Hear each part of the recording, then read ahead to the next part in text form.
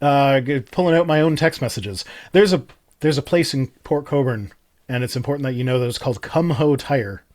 And I was so Well, distracted the first time I drove past it by the fact that it's called Kumho Tire that I completely missed that it has a big Jesus loves you sign on their lot. So I was so distracted by the Kumho that I missed Jesus. come ho, sweet cherry. Oh, why you gotta be such a Kumho, sirs? And the thing that makes me feel bad about this is that that is probably their last name. So there are women going around the earth with the last name Kumho. Hello, my name is Sally Come Ho. Well, I know what you do on Wednesdays. Progress Only is trying to rain on this parade by saying it's pronounced Kumo. Uh, It's spelled Kumho. I'm sorry, it's Kumho. Tagalia says the four Gospels, fun fact, were written at least 30 years after the crucifixion of Jesus. Oh, believe me. Yeah, we know Rhino, that. Rhino and I do know that one. And I think John is the one that's written the furthest out, right? Yeah, John. Well, yeah, but John didn't mention Judas' death at all. No. But in general, like in terms of length Mark away. was first. Mark was first. It was written probably around 70 CE, if not shortly after that. And then Luke. Matthew and Luke would have been written sometime in the 80s or 90s, and John was written anytime between 90 and 120. The 121 always makes the most sense to me because the further you get from it, the more it makes sense that, like, outside of the zombie apocalypse in Matthew, John has more mystical shit in it than the other ones. We also have to consider that these guys are writing to different audiences. So, like, I think it's Luke was actually writing to a Gentile community of Christians, whereas Matthew was writing to Jewish Christians, and so there are differences in there. Like, I might have it backwards. I always get them mixed up, but like one of them was like correcting some of the Jewish stuff that was wrong in the other one. And it's Luke for the Gentiles, Matthew for the Jewish. Sure. Yeah, it's been a long time since I've actually looked into this, so I don't take what I'm saying with a grain of salt at the moment. But yeah, it's because they have different audiences, you can see them massaging the story in different ways. But that also means that these stories might have been developing somewhat independently from each other in their own local communities. Like, obviously, they have a lot of the same stories, but like their takes on it are slightly different because that's how it developed in that community. And like the Joanian community clearly thought of Jesus as more of a God character than the Markan community, to whom he's just a guy that was adopted by God. Mark could go either way. It could be at his baptism or his resurrection, or his, sorry, his, yeah, I guess it would have been, no, it wouldn't have been his resurrection. That's not in Mark. Yeah, I think it was his baptism then in Mark. Right, it's Paul who was writing to the Romans before Mark was written that he wrote that Jesus was made the Son of God by his resurrection. Like, he was declared the Son of God by his resurrection. So that's where you kind of get the increase in Christology as time goes on. You see, like, Paul writing to the Roman Christians very early. We don't think that Paul believed this himself. He was just writing what would have been familiar doctrine to them and wasn't heretical enough to him that he couldn't write it. But we saw Paul writing later that when he's writing to the Romans, he's talking about how Jesus was declared to be the Son of God by his resurrection. Then when he's writing to the Philippians, he's talking about how Jesus has always existed and he didn't consider equality with God a thing to be grasped, but he came down and humbled himself, and because of that, because of his obedience, then he was exalted to be equal with God at that point, at his ascension.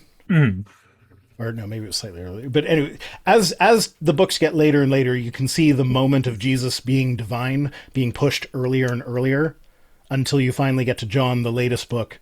He is the Word, and the Word is with God, and the Word has always been, like, right from the first verse, he is God already. And then there's also a bunch of stuff in John that, like, he seems to be going out of his way to be like, oh, the other Gospels say this? That's not how it goes. My Jesus is stronger than that. Like the Garden of Gethsemane, that's completely absent from John. And notably, all the other instances of Gethsemane end with him being like, you know, Father, it's sometime in the middle, he's like, Father, please take this cup away from me. But like, if if you don't want to, I'll do your will, but please take this cup away from me. Whereas John's Jesus, the people show up and there is no Gethsemane, and he says, in what seems to be a reference to the other books, he says, shall I not drink the cup the Father has given me? There's no doubt. I don't want you to take the cup away from me. I'm just going to drink it.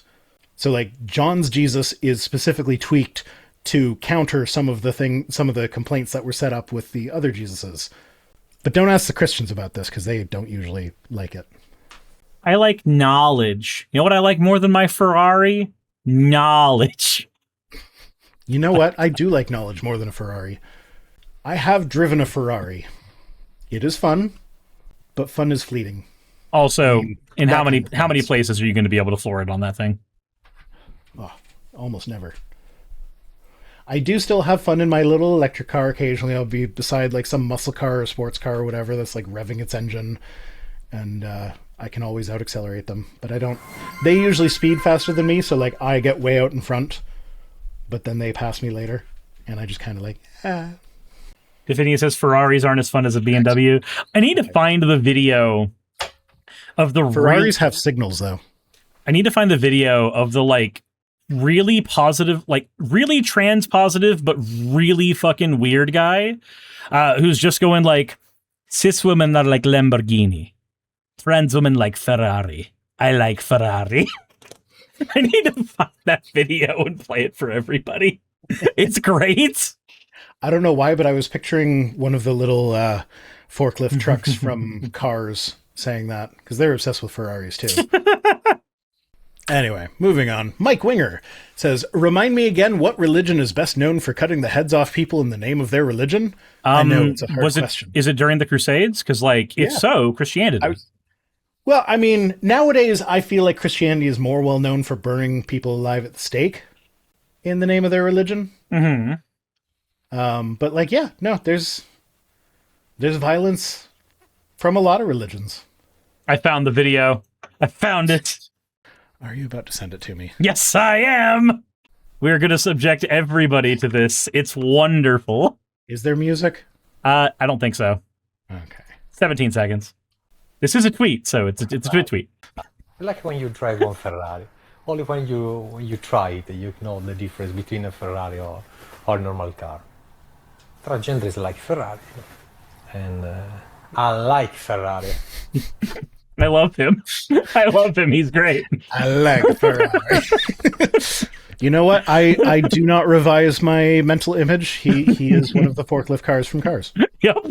I like a Ferrari. He is fantastic. But anyway, back to Mike Winger, which is nice engine sounds, aka your trans cat girl is purring. Oh, I saw someone post about how their cat, like, you know, only a cat could nap for 18 hours a day, do nothing when they're awake but eat and drink and lounge around and then still be tired. And I took a screenshot of that and sent it to my partner, who was like, you're my house cat. Hey, you made it to the end. I want to give an extra thanks to the patrons who allow me to do this full time. I want to thank Aaron Rail, Astral, Britzkrieg, Jemshin, Poundini, Red Joker, Victoria, Jonas, Craig, Tarika, Fireshard, Smiling GM, John, Dren Hadamada, Creeper, Sagitta, you know I'm not saying that last part, Sylvie Snow, Valis of Seraph, Ottoman Angel, Rooster Rachel, and Fire Panda, who are all my $20 and up patrons.